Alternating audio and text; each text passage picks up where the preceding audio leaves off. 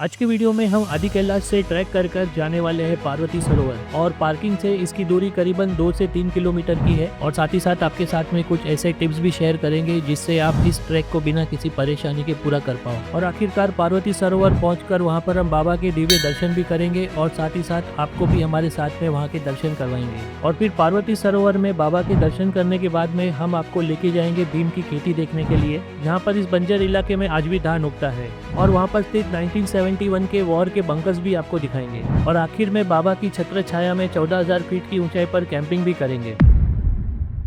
तो चलिए आज का वीडियो शुरू करते हैं। और जैसे कि पिछले वीडियो में आपने देखा ही होगा कि गुंजी से निकलकर हम लोग ज्वालिंगकोंग पहुंच गए थे और यहाँ पर हमें बाबा के दिव्य दर्शन भी हुए थे। और पिछले सभी वीडियोस की लिंक आपको नीचे डिस्क्रिप्शन में मिल जाएगी। तो अभी हम जा रहे हैं पार्वती कुंड की ओर और उसके लिए सामने जो आपको ट्रैक दिखाई दे रहा है उससे होते हुए हमें पहाड़ी के उस पार जाना होगा। और ये जो ट्रैक है ये करीबन 2 से 3 किलोमीटर का है और इस ट्रैक को आप किस तरह आसानी से पार कर सकते हो ये भी आपको मैं आज के इस वीडियो में बताने वाला हूँ। तो अंत तक हमारे साथ में बने रहिएगा। और यदि आप यहाँ पर चल के न जाना चाहो तो आपको यहाँ पर इस तरह से खच्चर और घोड़े भी मिल जाएंगे। और इनका जो रेट है ये सीज़न के हिसाब से होता है, करीबन 3,000 से लेकर 5,000 रुपये के बीच में हो सकता है। और इसमें पार्वती सरोवर, भीम की खेती और गौरी कुंड तीनों कवर हो जाता है। और अगर डिफ़िकल्टी की बात करें तो ये जो ट्रैक है ये मॉडरेट लेवल का है, तो इतना मुश्किल नहीं है। और वहीं जब हम इस ट्रैक पर आगे बढ़े तो हमने पहाड़ी पर एक स्ट्रक्चर देखा जिसे यहाँ पर पार्वती मुकुट कहा जाता है, जो देखने में एक क्राउन की तरह दिखाई देता है। और मेरा पर्सनली ऐसा मानना है कि ऐसी सारी ट्रिप्स हमें समय रहते कर लेनी चाहिए, क्योंकि जब तक हमारे में शक्ति और ऊर्जा है तब तक हम ऐसे स्थानों पर जा सकते हैं। एक बार बुढ़ापा आ गया तो फिर ऐसी सारी यात्राएं जो है ये हमें पिट्ठू, पालकी या घोड़े पर ही करनी पड़ेगी और उसमें उतना मज़ा भी नहीं आता है। आपको कितना समय लगे? हमें 2 घंटे लगे। भी गौरी कुंड जा रहे हो कि नहीं? गौरी कुंड की हिम्मत नहीं थी। नहीं ना? यहाँ से यहाँ जाने में हालत खराब हो गई है। पार्वती सरोवर देखा, हाँ। वहाँ से आगे जाके रास्ता है खेती वाली। हाँ, भीम की खेती। वहाँ से आगे गौरी कुंड, ये रास्ता जा रहा है गौरी कुंड का। अच्छा, वो आगे वहीं पे कनेक्ट भी होता है? अच्छा, भीम की खेती यहाँ से जाने में 2 घंटा और। ओहो, इतना दूर है? हाँ।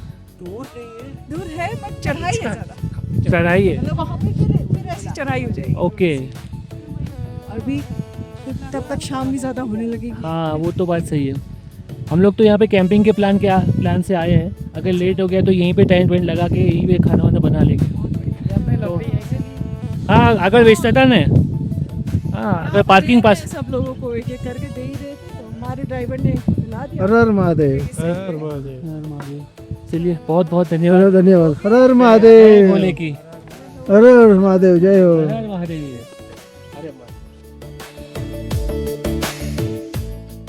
तो आप लोगों ने सुन ही लिया होगा कि ये जो चढ़ाई है ये कितनी कठिन है। वैसे कठिन मैं नहीं बोलूँगा, लेकिन फिर भी हर एक का स्टेमिना अलग अलग होता है और उसके हिसाब से उन्हें टाइम अलग लग सकता है। कई लोग इस चढ़ाई को काफ़ी आसानी से पार कर लेते हैं, क्योंकि अभी हम लोग जो हाइट है ये 14,500 फीट के ऊपर है। आप करीबन 15,000 फीट ही समझ लीजिए। और ऐसी ऊंचाई पर जब भी हम थोड़ा सा भी चलते हैं तो हमारी सांस जल्दी फूलने लग जाती है। तो ऐसी जगहों पर हमें थोड़ा सा रुक रुक के चलना चाहिए ताकि हमारी सांस ना फूले। और दूसरी एक बात का आपको यहाँ पे ज़रूर से ध्यान रखना है, क्योंकि जब भी आप इतनी ऊंचाई पर हो तो आपको पानी यहाँ पर ज़्यादा से ज़्यादा पीना है। और गुंजी से निकलने से पहले हमने डाइमॉक्स भी ले ली थी ताकि हमें कोई भी AMS का प्रॉब्लम ना हो। तो आप भी इस बात का ध्यान ज़रूर से रखिएगा। तो पहले पड़ाव तक पहुँच चुके हैं। यहाँ पर सामने ये बोर्ड है, यहाँ तक चढ़ाई जो है कड़ी है, उसके बाद इतनी कड़ी चढ़ाई नहीं है, सीधा सीधा रास्ता है। और कैसा लग रहा है यहाँ तक पहुँच के? अच्छा लग रहा है। अच्छा लग रहा है। ये थर्मल क्यों उतार दिया? अब गर्म हो रहा है। अब गर्म हो रहा है। Very good. धूप तेज़ है, हवा ठंडी है और सामने बाबा है।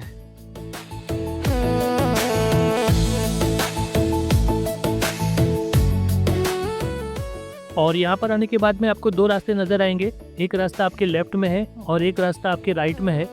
तो आप राइट वाला रास्ता लीजिएगा, क्योंकि ये सीधा सीधा रास्ता है, इसमें आपको ज़्यादा चढ़ना नहीं पड़ेगा, जो कि आपको घुमा के पार्वती सरोवर लेकर जाएगा। और घूम के जब आप वापस आओगे तो आप इस लेफ्ट वाले रास्ते से यहाँ पर आओगे। तो इस बात का आप ध्यान ज़रूर से रखिएगा।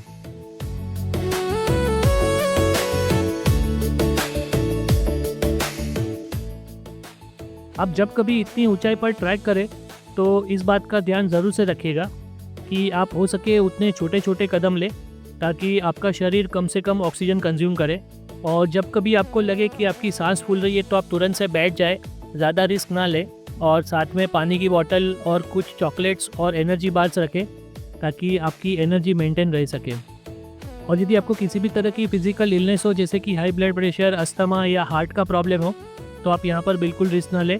आप इस तरह से घोड़े लेकर भी ये यात्रा कर सकते हो।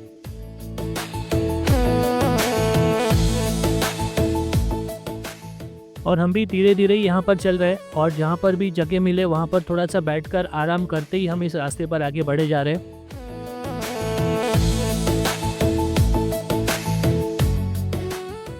और कमल भाई, कैसा है अनुभव? नहीं सर, मुझे लग रहा था जब शुरू किया कि मैं नहीं कर पाऊंगा, लेकिन यहाँ तक आ गया। सच में अभी यहाँ तक आ गए तो आगे भी मैंने पहले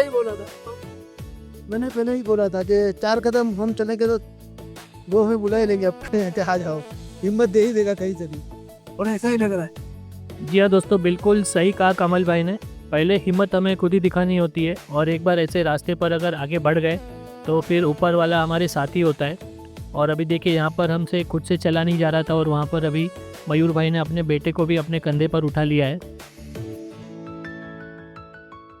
और काफ़ी चलने के बाद में हमने देखा तो हमारे सामने की तरफ एक झरना नज़र आ रहा था जो कि पहाड़ के ऊपर से आ रहा था और रास्ते के बिल्कुल बीच में से गुजर रहा था। तो ये एक वाटर क्रॉसिंग जैसा था और यहाँ पर एक ब्रिज भी बना हुआ है, तो अभी उसी के ऊपर से होते हुए हमें गुजरना है। और वहीं जब हम वहाँ से आगे बढ़े तो हमने देखा यहाँ पर हमारी इंडियन आर्मी ने एक बोर्ड लगाया हुआ था जिस पर लिखा हुआ था शिव ही शक्ति है, शिव ही शांति है।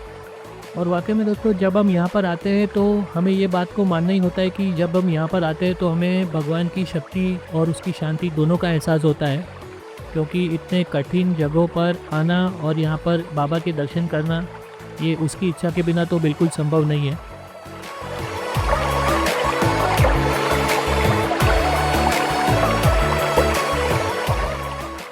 और वाकई में दोस्तों, यहाँ की आसपास की जो खूबसूरती है वो तो देखते ही बनती है और ऐसी जगहों पर फोटोग्राफी करने से कोई खुद को रोक नहीं पाता है।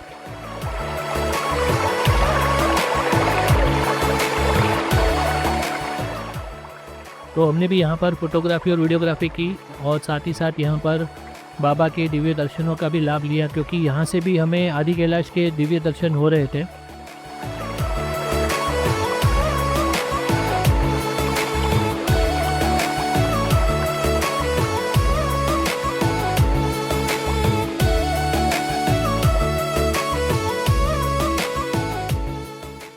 तो बस अब कुछ आखिरी कदम बचे हैं पार्वती सरोवर के लिए।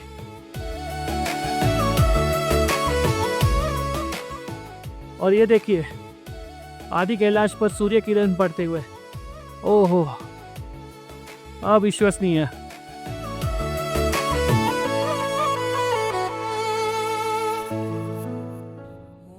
और ये है पार्वती सरोवर। आदि कैलाश धाम में आपका स्वागत है।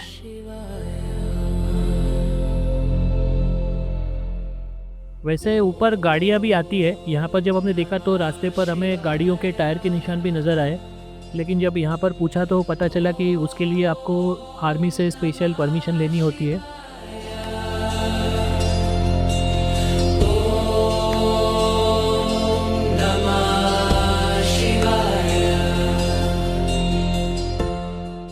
तो चलिए दोस्तों, अभी यहाँ से आगे बढ़ते हैं पार्वती सरोवर की ओर। और सामने की तरफ आपको जो मंदिर दिखाई दे रहा है वही यहाँ का पार्वती सरोवर का मंदिर है।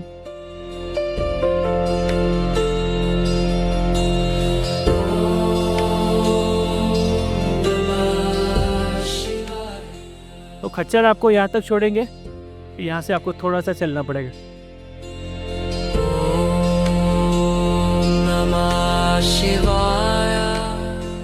और वहाँ से जैसे हम कुछ आगे आए तो हमें वहाँ पर नंदी बाबा के दर्शन हो गए, जिनका मुख आदि कैलाश की ओर था। तो हमने भी यहाँ पर नंदी बाबा के दर्शन किए।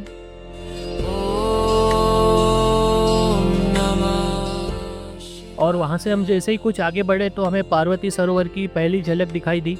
जी हाँ दोस्तों, आखिरकार हम पार्वती सरोवर पहुँच ही चुके हैं। और ये जो सामने आपको दिखाई दे रहा है ये यहाँ का मंदिर है।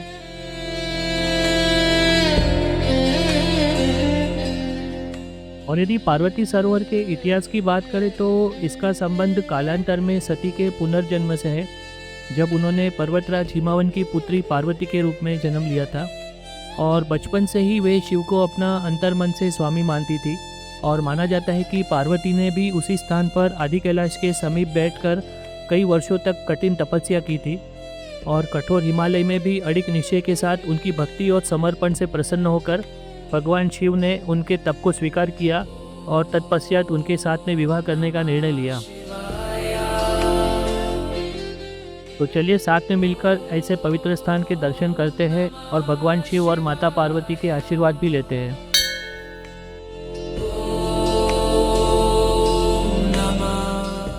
और यहाँ पर ये छोटा सा मंदिर स्थित है जो भगवान शिव और माता पार्वती को समर्पित है और यहीं से सामने आपको आदि कैलाश के भी दर्शन होते हैं।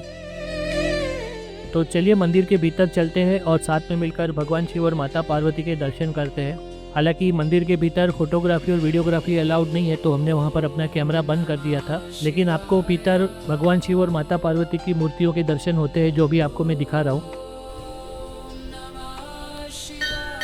और अभी जैसे कि आपने देखा, यहाँ पर आपको भगवान शिव और माता पार्वती के नवविवाहित जोड़े के रूप में दर्शन होते हैं। और उसके पीछे भी एक कहानी है, क्योंकि यह जो स्थान है यह पंच कैलाशों में से एक है और इसे भगवान शिव का निवास स्थान भी माना जाता है। और साथ ही साथ यह भी मान्यता है कि जब भगवान शिव ने माता पार्वती से विवाह करने का निर्णय लिया तो वो अपनी दिव्य बारात लेकर कैलाश की ओर प्रस्थान कर रहे थे। तभी भगवान शिव ने यहीं पर आदि कैलाश पर रुककर पड़ाव डाला था और यहीं पर विश्राम भी किया था। और तब से लेकर आज तक यह पवित्र झील इस दिव्य मिलन की साक्षी रही है। और अभी हम आ चुके हैं उस स्थान पर जहां पर 2023 में हमारे प्रधानमंत्री श्री नरेंद्र मोदी जी आए थे और उन्होंने यहीं पर बैठकर पूजा की थी। और उसी के बाद में आदि कैलाश और ओम पर्वत यात्रियों के बीच में काफ़ी पॉपुलर हो गया था और यहाँ पर यात्रियों का आना जाना काफ़ी बढ़ गया था। वैसे तो आपको यहाँ से भी आदि कैलाश के दर्शन होते हैं, लेकिन अभी आप देख सकते हो कि आदि कैलाश की चोटी पर फिर से बादल आ चुके हैं और उस वजह से हम दर्शन नहीं कर पा रहे। लेकिन जो भी हो दोस्तों, यहाँ से जो भी दृश्य दिख रहा है वो बहुत ही मनमोहक और दिव्य है। तो चलिए यहाँ कुछ देर ध्यान में बैठते हैं और यहाँ की ऊर्जा का अनुभव करते हैं।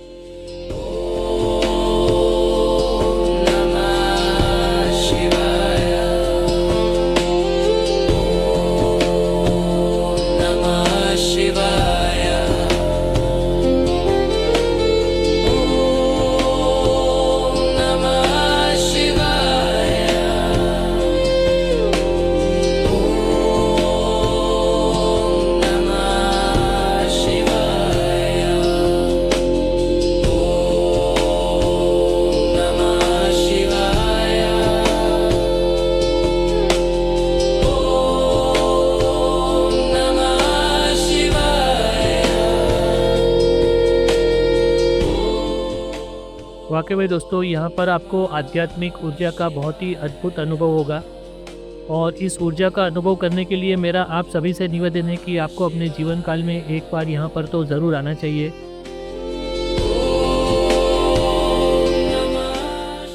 तो यहाँ पर भी हमने हमारे कैमरे में यहाँ की कुछ यादें कैद की और अब समय हो चुका था यहाँ से आगे जाने का।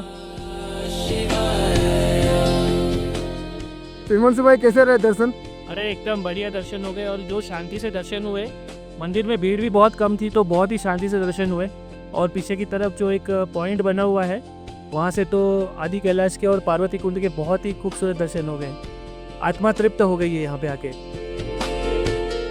यहाँ पर मंदिरों में दर्शन करने के पश्चात आपके पास में दो ऑप्शन होते हैं, या तो आप जिस रास्ते से आए थे उसी से वापस लौट जाए, या तो आप इस रास्ते से आगे बढ़े और यहाँ पर फिर से ये थोड़ी सी चढ़ाई कर कर पहुँचे भीम की खेती की ओर, जहाँ पर आपको एक कुदरत का अद्भुत चमत्कार देखने मिलता है। तो हम भी अभी भीम की खेती की तरफ ही जा रहे हैं और साथ ही साथ रास्ते में मैं आपको ये भी बताऊंगा कि इसे भीम की खेती क्यों कहा जाता है और इसके पीछे का चमत्कार क्या है।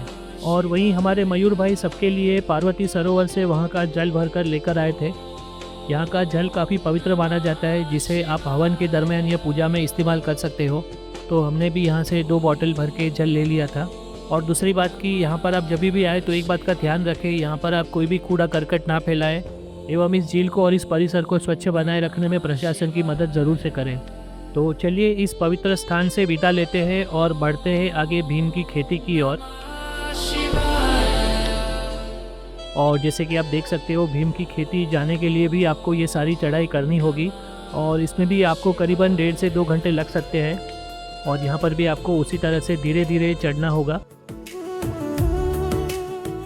और पार्वती कुंड के दूसरी तरफ से जैसे ही हम ऊपर आते हैं तो यहाँ पर आपको कुछ बंकर्स दिखाई देते हैं।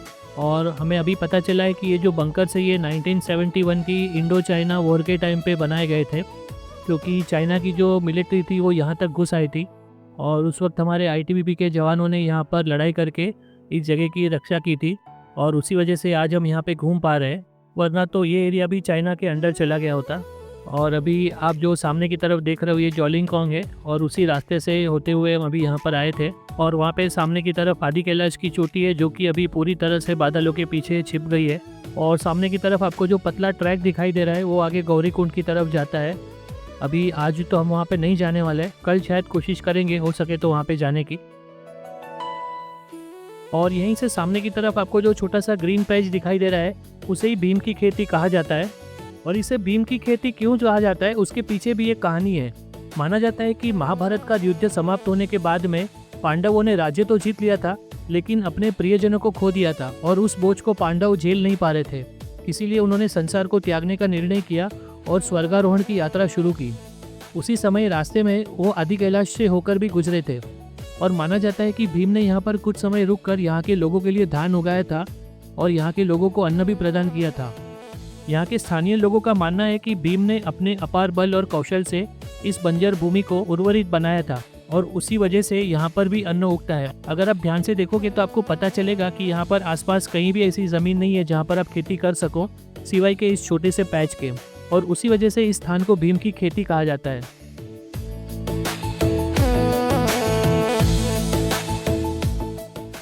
तो लीजिए दोस्तों, फाइनली हम पहुँच चुके भीम की खेती में और सामने की तरफ आपको जो पानी दिख रहा है उसी में धान लगा हुआ है और स्थानीय लोग इसे धान की खेती या भीम की खेती भी कहते हैं। यहाँ पर आप बोर्ड पर साफ साफ पढ़ सकते हो। यहाँ पर पैडी यानी कि चावल की खेती होती है और चावल को पानी चाहिए और उसी वजह से यहाँ पर ये खड़े पानी में चावल की खेती होती है।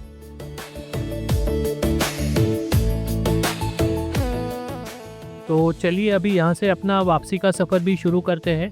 और अभी जितना चढ़कर हम आए थे उतना हमें वापस नीचे उतरना भी है। हालांकि चढ़ने के मुकाबले उतरना काफ़ी आसान होता है और इसमें इतनी थकान भी नहीं होती है, लेकिन फिर भी यहाँ पर जो ज़मीन है वो काफ़ी पथरीली है तो यहाँ पर उतरने के समय भी ध्यान रखना पड़ता है। और वही हमारे कमल भाई भी काफ़ी खुश हो गए थे क्योंकि पहले उन्हें डाउट था कि वो इतना चल पाएंगे क्या नहीं, लेकिन सब लोग साथ में थे तो ये सफ़र काफ़ी आसानी से कट गया। और हमेशा ग्रुप में घूमने जाने का यही फ़ायदा होता है कि एक दूसरे का सहारा रहता है। और अगर आप गौरी कुंड जाना चाहो तो वहीं से एक रास्ता सीधा गौरी कुंड भी जाता है, तो आपको नीचे पार्किंग में जाने की ज़रूरत नहीं पड़ेगी, आप सीधा यहीं से गौरी कुंड के लिए निकल सकते हो। और वहाँ पर सामने की तरफ हमारी गाड़ियाँ खड़ी है और यहीं से वो मंदिर भी दिखाई देता है जहाँ पर त्रिशूल पॉइंट है, जहाँ से आप इस आदि कैलाश के और भी दिव्य दर्शन कर सकते हो, जहाँ पर हम कल जाने वाले हैं। वैसे तो पूरा घूम के जाना है लेकिन अभी हम बीच में से थोड़ा सा शॉर्टकट ले रहे हैं ताकि हम नीचे जल्दी उतर जाएं। हालांकि रास्ता काफ़ी पथरीला और फिसलन भरा है तो यहाँ पर आपको थोड़ा सा सावधान रहने की ज़रूरत है, लेकिन अगर यहाँ से उतर गए तो हम सीधा ये वाले रास्ते पर आ जाएंगे। तो जाने के समय हम इस रास्ते से आए थे और यहाँ से उस ट्रैक से होते हुए ऊपर तक गए थे और अभी आने के टाइम पे हम इस रास्ते से वापस आए।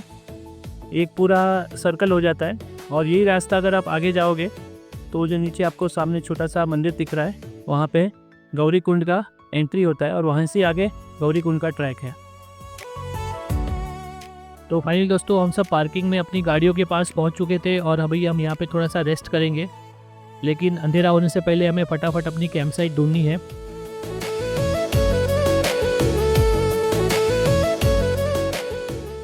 तो अभी हम आ चुके हैं यहाँ पर, एक हमें अच्छी सी जगह मिल गई है जहाँ पे घास कम है।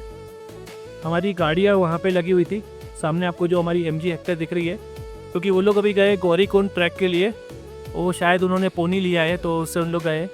हम अभी थक चुके हैं तो हम लोग अभी नहीं जाने वाले। तो हम अपनी गाड़ियाँ यहाँ पर लेकर आए और अभी थोड़ा सा उजाला है, तब तक सेटअप कर लेते टेंट का और फिर थोड़ी सी खाने पीने की तैयारी करेंगे।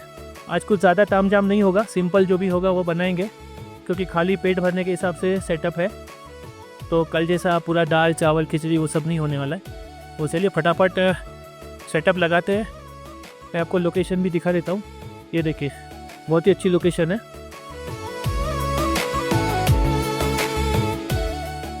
और यहाँ पे कैंपिंग अलाउड है, कोई दिक्कत नहीं है। आप आराम से आके यहाँ पे बिल्कुल बाबा के नीचे कैंपिंग कर सकते हो। इससे बड़ी बात आपको और क्या हो सकती है। और कल कोशिश करेंगे अगर हो सका तो गौरी कुंड जाएंगे, कहीं नहीं तो कम से कम सामने वो जो मंदिर है वहाँ तक तो ज़रूर जाएंगे। तो चलिए दोस्तों, आज का सेटअप शुरू करते हैं कैंपिंग का। और जैसे जैसे कुछ अपडेट होता जाएगा आपको मैं अपडेट देते जाऊँगा। अभी पहले टेंट लगा रहे हैं, तो चलिए सेटअप शुरू करते हैं। तो अभी यहाँ पे हमारी तीनों गाड़ी आ चुकी है और अभी ये जंबो टेंट लग रहा है 4+1 और यहाँ पे एक मिनी टेंट लग चुका है। और हमारा सेटअप एज यूजुअल हमारी कार में है। हम लोग आए तब से इसी में सो रहे हैं।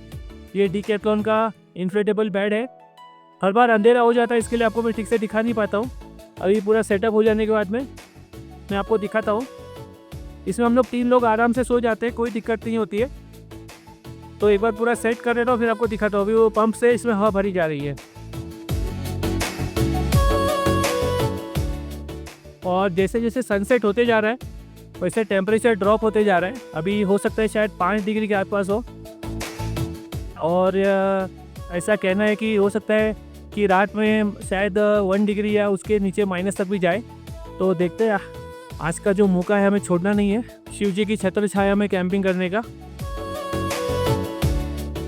तो जो भी अपडेट है मैं आपको रात पे दूंगा कि आप यहाँ पे कैंपिंग कर सकते हो क्या नहीं। तो चलिए बने रहिए हमारे साथ।